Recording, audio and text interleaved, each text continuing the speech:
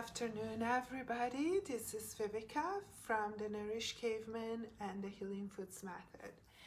And welcome to another live Q&A today. Today's topic is one that I find of really great importance. It's the connection between adrenals and thyroid. So many women that I talk to, so many of my patients have thyroid issues, and a lot of people nowadays, a lot of women nowadays are so easily put on thyroid medication, just with the blood test without checking so much like what's going on. So I want to go in depth into this video about the connection. Hi Susan, thank you for checking in.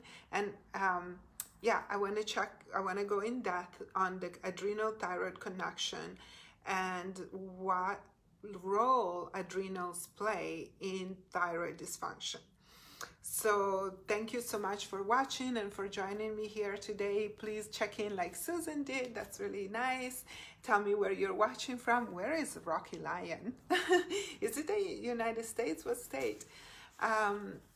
Check in, let me know where you're watching from, and we have a lot to cover today. I'm trying to bring you really useful and valuable information for your education so that when you are facing your own issues, and even if you're dealing with a regular doctor, an endocrinologist, or a naturopath, any kind of practitioner, then you will be able to be educated in how to stand up for yourself, advocate for your health, and not just like randomly be put on some treatment plan that does not reflect your real needs. So all these videos that I do, all the education that I try to bring you is so that you're able to know what are the connections inside your body. So when you are dealing with these issues, thyroid or adrenals, and you are working with a practitioner, then you're going to be able to understand what they're telling you, first of all, and also be able to have an educated response to them and not just take for granted what they're explaining. Because let me tell you, unfortunately, modern doctors, just regular MDs, do not understand female hormones very well.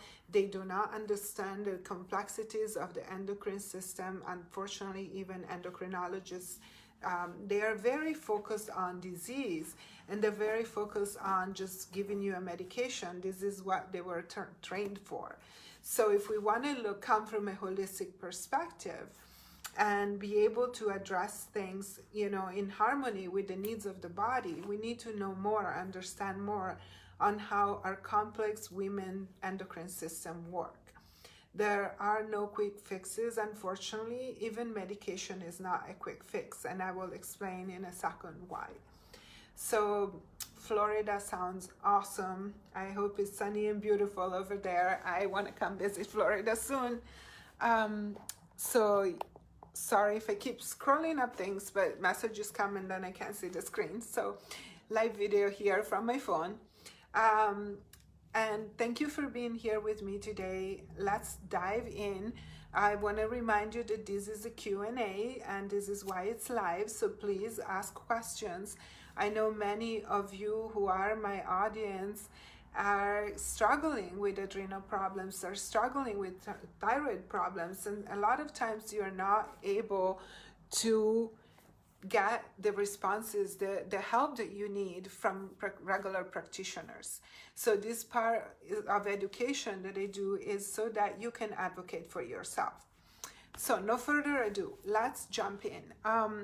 First thing I want to mention is that most of thyroid problems these days, especially for women, and as you might know, my target is always perimenopause to menopause. But this is speaking for any age and every age. It's just it becomes really more predominant during perimenopause and menopause.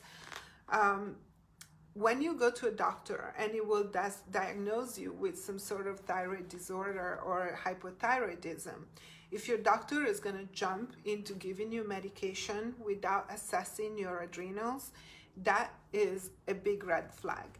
You need to make sure that your adrenal status is assessed and evaluated properly, because your adrenal malfunctioning, dysfunction, or adrenal fatigue, let's call it, even if it's not a term that is accepted by the medical community, and therefore a lot of times by doctors is like swept under the rug.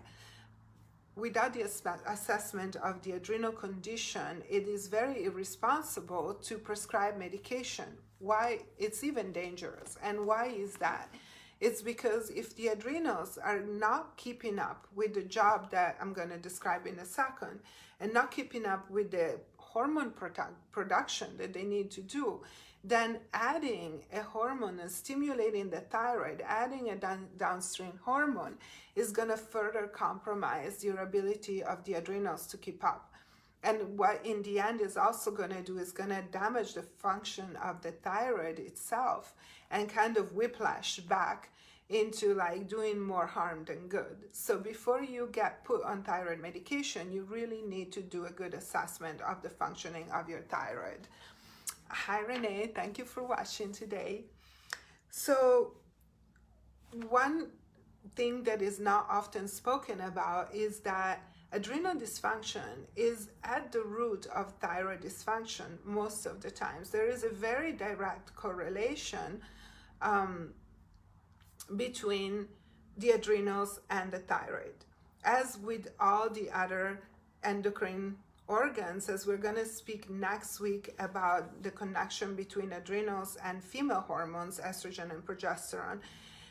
But all of those three centers, let's call them, like of hormone production, thyroid, adrenals, and ovaries, they're very closely connected. So when the adrenals are malfunctioning, when you are under stress and you're suffering the effects of long-term stress, which I would strongly recommend for you to watch last week's video and the week before, where I start speaking about cortisol levels and adrenal dysfunction. What does it mean? Why does it happen? What does stress do to us?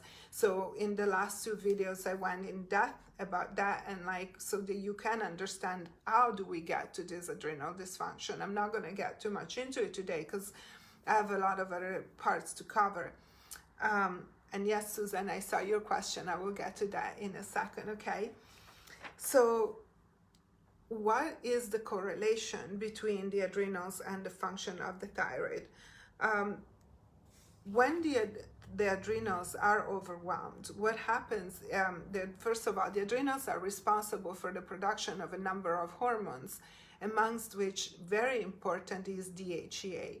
DHEA is kind of like the mothership of all the other hormones, because all the sex hormones are produced from pregnenolone and DHEA, amongst which are cortisol and of course, you know, cortisol and estrogen and progesterone, they all come from the same stock of DHEA and pregnenolone. So when we produce high level of cortisol, your adrenals are under stress, so they're constantly squeezing out cortisol, cortisol, cortisol. What happens with your thyroid? I have a series of points here that I want to go point by point. It's very important to understand this. So first of all, 93% of the hormones that the thyroid produces are inactive. They're in the form of T4. In order to be translated, converted into active T3, there needs this conversion to happen. And the conversion happens in the liver and in the gut mostly. So in order for this conversion to happen, we need an enzyme.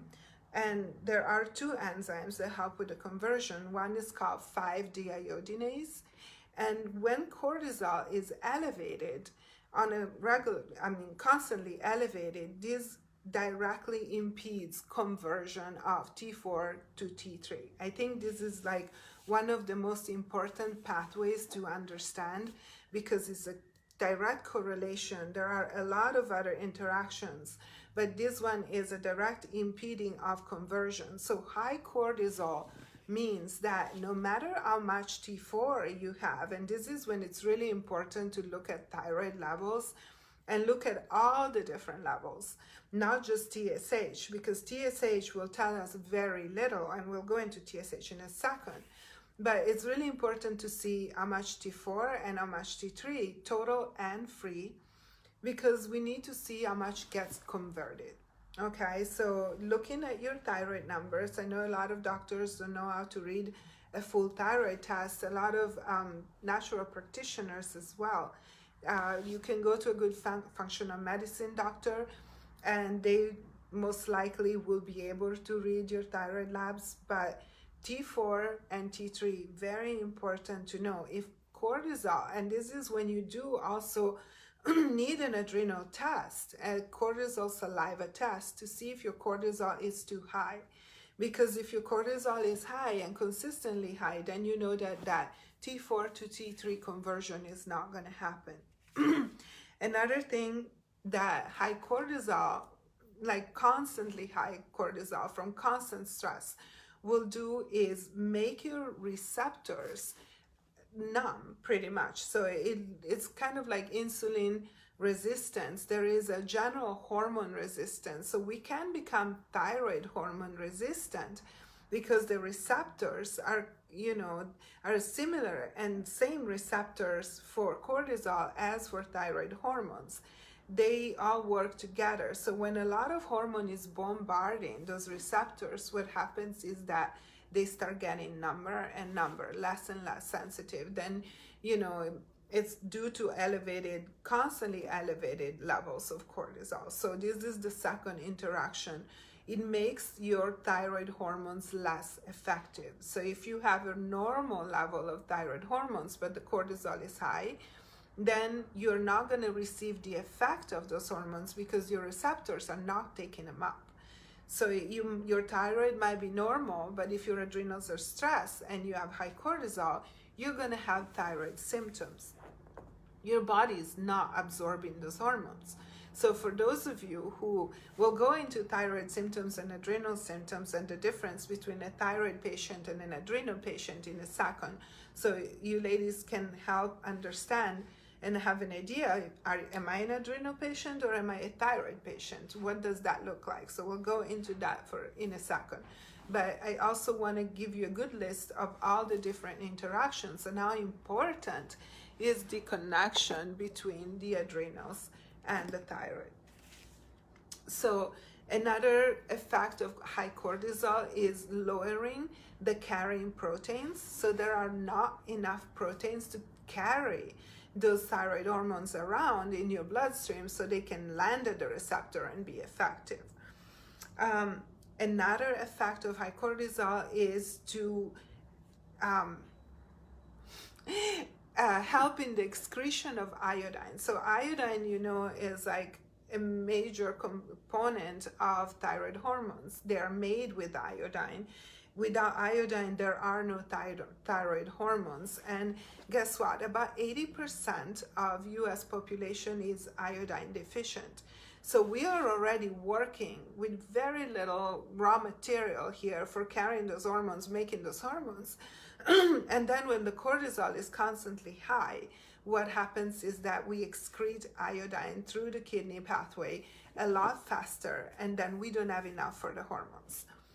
The last effect of high cortisol on thyroid hormones will be inhibiting TSH production. So it will lower TSH, revving up the thyroid, even if not needed, because TSH production is inhibited. Then what happens is that the thyroid needs to work harder. And this is causing a dysregulation between your control centers in the brain and your glands, your working glands. This is one of the biggest factors, dysregulation. I talk about it all the time, and if you ladies or guys following me, you might have heard this word. What does it mean? What it means is that there is mixed signals basically coming from your gland to your brain, and then these feedback loops that happen between your glands and your brain get dysregulated. So that's how hormone production goes all over the place. And that's when you start becoming symptomatic, because in the end of the day, what really matters yes, the gland function matters, but what really matters for us is the symptoms, because the symptoms are the tip of the iceberg that sticks out of the water. This is what we feel, and but what's under the water, the rest of the iceberg, is that dysregulation, is that malfunction of the gland. So what do we do? And that's what we're gonna get in a second. Like, we'll talk about what to do. And I did talk about what to do for adrenals in the last week's videos and 2 weeks ago. So I will put links under this video on Facebook, and of course on YouTube. I will also put link once this video is posted, so you can easily find it. If you cannot find it, if you're watching live, you can wait for the video to be reposted, or you can just go on my videos tab on Facebook or on YouTube on my playlist, where all the live videos are there, and you can find answers to your questions about how to fix adrenal fatigue. We talked that in the beginning of the month already. So as we started talking here, and like, I know I had a question from Susan: any thoughts on female hair loss with normal thyroid level? So just briefly, hair loss can be due to 3 different factors. It can be low thyroid, and that is undiagnosed because possibly your doctor didn't check all the thyroid levels. So Susan, did the doctor do an extensive panel, or was it just TSH? Number 1. The second thing could be protein deficiency. So you're not able to absorb protein because your digestive function is impaired. And the third reason for hair loss could be mineral deficiencies. Also, if you have changed your diet recently and you went, for example, from the standard American diet to low carb or keto, it could be that the stress of changing diet is letting your hair fall more. That should fix itself within a couple of months. Your hair should normalize at that point. But if there is an underlying thyroid dysfunction that is not being diagnosed, then it will continue falling out until you find out what's really going on. Let me see if there were any other questions. Thank you, Renee. And I hope I'm not getting too overly technical here, but all these little parts are really needed to understand the big picture. So when you start feeling the symptoms, and we're going to talk about this. I have a nice little chart to show you, and unfortunately it's backwards. I don't know, you can't see it like this. I should print it backwards so you can see it from the video. I will take a picture of this and post it under the video. But I wanted you to understand, like, am I an adrenal patient or am I a thyroid patient? Is my thyroid dysfunction based on adrenal dysfunction? This is kind of the juice of this whole video. So what does that look like? So it's backwards, I'm sorry, but I'm gonna read some from here and then I'll post a picture, because there is a big difference between a purely thyroid patient and a purely adrenal patient. So first of all, what does a thyroid patient look like? If you're just hypothyroid and your adrenals are fine, you tend to be heavier with a redder complexion. Adrenal patients tend to be thinner with a pale complexion. So if your complexion is ruddier and you're heavier set, most likely is hypothyroid. And if you tend to be thin with very pale skin, then you can be hypoadrenal.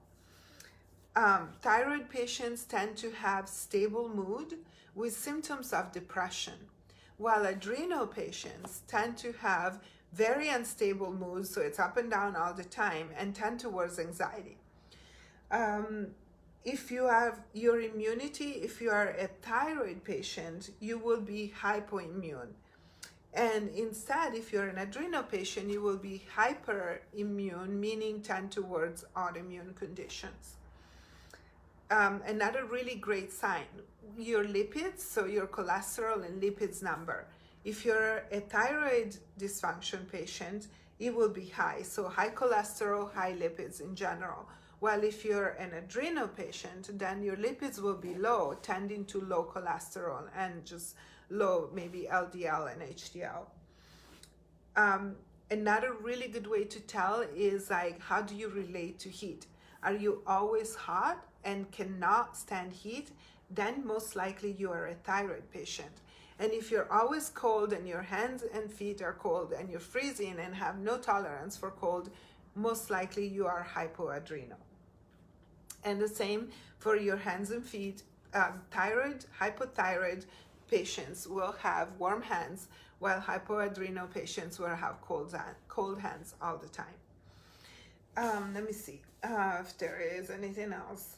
Oh, another really good sign is if you are hypothyroid, this part of your eyebrow will be really thin. Mine was for a long time, is like finally growing back a little bit. But when I had Hashimoto's and hypothyroid, there was a time where my eyebrows ended right here. So the last third of your eyebrow will stop growing and kind of fall out. And this is an easy way to tell. If you have to fill in your eyebrows all the time, that means you're having thyroid problems. Sorry. The other thing for adrenal patients, your hair from your head will be fine and thinning. So instead of like for thyroid patients, the hair will be coarse and thick. For adrenal patients, it will be thinning and fine. And if you are hypoadrenals, you tend to have dark circles under your eyes and thick eyebrows. So this is not set in stone. It's not always the same for everybody. I know that I am hypoadrenal, and I also have, struggled with hypothyroidism and then finally resolved it. But then it's like this fine balance, life happens. And sometimes a lot of patients ask me like, I've been experiencing this and this, what could it be related to? And I asked them, have you had any major stressors in your life, like a divorce or moving or get fired from a job? Those kind of factors can show their effect even like 2 or 3 years later, because like Renee says, I'm so hypoadrenal. Yeah, you see, like all the pieces of the puzzle start coming together. So even when you had a major stress event in your life and you haven't addressed your adrenals with support, a year later, 2 years later, it will still spiral. And then this is the time when your thyroid starts getting involved. So if we don't fix the adrenal problems, the adrenal events, your thyroid will eventually be affected. And you can, see of all the points that we touched on a minute ago. Another thing that I want to bring to your attention, being a menopausal woman and dealing with a lot of perimenopausal and menopausal women, when you are transitioning into menopause, this is when your adrenals need to take over the hormone production of your ovaries. A lot of those hormones, even though the hormones level decline, you still need some progesterone and estrogen, and those will be produced in the adrenal medulla. And if you are not supporting your adrenals properly as you transition into menopause, you will become most likely very symptomatic.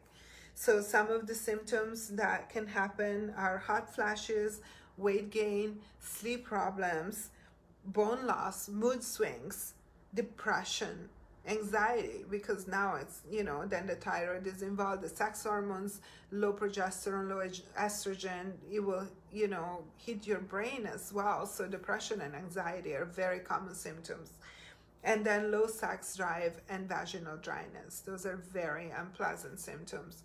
So there is a lot of really major reasons. There are a lot of major reasons why we want to make sure that our adrenals are supported as we transition to menopause.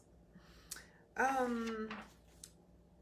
think I covered all my points for today. I would love to see if anybody has any questions here. I know some of you are watching. Thank you for being here today. Annalisa, so nice to see you. I haven't talked to you in a minute. Annalisa is one of my patients from Italy, and she's, I think, familiar with the struggles that we talk about and the issues that we talk about here today. So please feel free to ask any questions. Also, you can ask questions after this video has been posted. You can post below the video. I'm always responding to questions. You can email me directly at vivica@thenourishedcaveman.com. Of course, you can find a lot of really good information on my blog, The Nourished Caveman, and on Facebook, here on Facebook on my page, and on YouTube where all these videos end up. And by the way, I'm on Instagram too. So how do you support the adrenals to battle menopause? Susan, we went into this in the past video where we really talked about adrenal dysfunction and all the different approaches we can have. But just in a nutshell here, as you're asking this question, there are kind of 3 phases of adrenal support that we can do once we determine that our adrenals are malfunctioning or they're underfunctioning, too much stress, too high cortisol. Last week I talked about cortisol levels and what they mean, because like cortisol and adrenal fatigue, they have different phases. They go from like the first phase of elevation and then finally, you know, the phase where is exhaustion. So to support, we need to make sure that we change the diet, eliminating foods that are causing food sensitivities, because those are stressors. We support a diet for good blood sugar regulation. Adrenals are also involved. Cortisol is actively involved in glucose regulation. So we want to regulate those glucose levels so they're not bouncing up and down all the time. So a keto paleo diet will be adrenal will be ideal for that. So the diet, blood sugar, stable blood sugar, and then we want to change the lifestyle to where we go to bed early enough, we wake up early enough, and we re-establish our circadian rhythms. And also supplementation for me plays a crucial role, especially at the later stages of adrenal fatigue, when your adrenals are so depleted that the cortisol becomes low. It is crucially important to supplement with glandular extracts, especially, that kind of pick up the job of the adrenals in the meantime, so that the glands can have a breather. Sorry, I have a really annoying tank top strap today. And so that they can give the adrenals a break while they start to replenish and restore. Plenty of sleep, plenty of rest, cut down on heavy exercise, cut down on cardio, and really nourish yourself in every possible way. These are all part of taking care and supporting the adrenals as we transition to menopause. Susan had a question too.